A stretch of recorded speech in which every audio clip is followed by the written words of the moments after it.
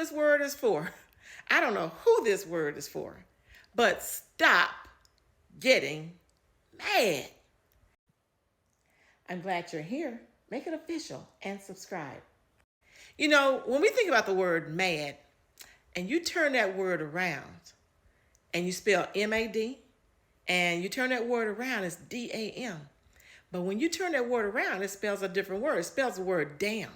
And when we look at the word damn, that means it stops things from getting in and it stops things from flowing out.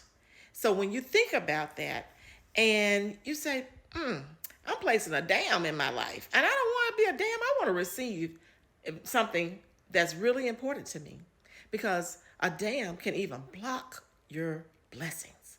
Yeah, it can be a blessing blocker.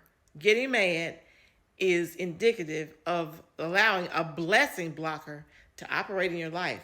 And you know, we really I don't want anything to block my blessings. So I try to keep myself in a place of peace. And that's what I want to encourage you today. It's somebody out there. It may be somebody you know. It may be somebody you're connected to that needs this word. And that is, being mad is a blessing blocker, because it creates a dam in your life where blessings can't flow in and blessings can't flow out. And we want to always be open to everything that God has for us. Amen. And so as we continue to look at this word about being mad, you don't have to be mad. You can be always at a place of peace. And it's a love and happiness. And you know, you see that person coming. It may be a certain person that you see them coming. And you say, wow. And you start getting mad. And you'll say something like, have you ever heard somebody say this, for example? Have you ever heard somebody say, that person brings the worst out of me? They bring the worst out of me. But that's where the Lord is wanting us to get to, till we get the worst out of us, until we can receive that word that says that we can conform to the mind of Christ. We know that Jesus is our perfect example.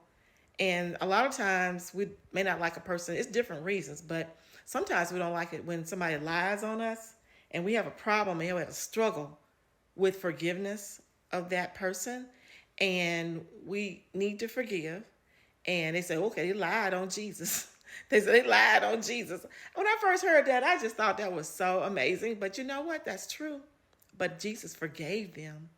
He forgave them. When he was on the cross, he was up on the cross. He said, Father, forgive them, for they know not what they do.